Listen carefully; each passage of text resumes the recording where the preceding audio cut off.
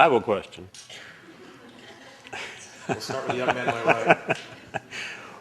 On what basis do you sign an artist?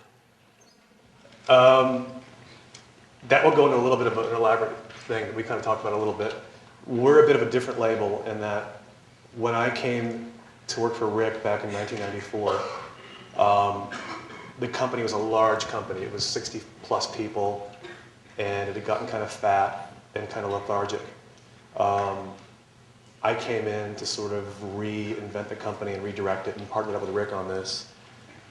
The main thing we wanted to get back to was signing artists based on one criteria and one criteria alone, and that's that we had to love the artist. It was the first and foremost thing that we had to look at, as opposed to looking at how many records you think they might sell right away or what the masses think of them right away or whatnot.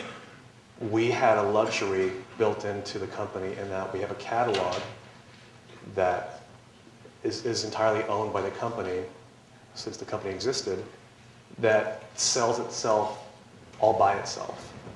It's a very large catalog, so it makes money for us.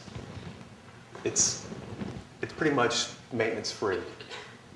So we don't have a lot of the overhead and fat that a lot of other labels have.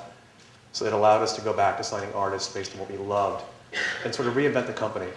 So that's truly our one criteria, that if the staff brings us anything, or if I bring anything in, or if Rick finds something, we inevitably will sit back at Rick's house one day and listen to it and just ask ourselves, we really love this enough that we want to sign it. And a lot of times we don't. We don't sign a lot of artists. We have a very small roster. It's not intentional, like I said it was, but it's a byproduct that we don't love as much stuff out there as we'd like to. I mean, I'd love to sign 1,000 artists, because that would mean there's a bunch of artists that I love, but there aren't. So we kind of go for what we love only. Who was the last artist you signed? The last artist I signed, I think I just did a deal in the car over tonight. We're closing a deal right now, which I think we just finished tonight, with a band called The Faint from Omaha, Nebraska. Yeah, that we've loved and have been chasing for 4 years. How did they come to your attention? They were just out there and doing it themselves. They run an indie label in Omaha. Great bands will get people's attention. They always do. And The Faint are a great band. So they were touring on their own, drawing a lot of people, getting airplay in college stations, getting press in some magazines here and there. And just there was a word of mouth that was happening very quickly about this band. And when we first heard it, we fell in love.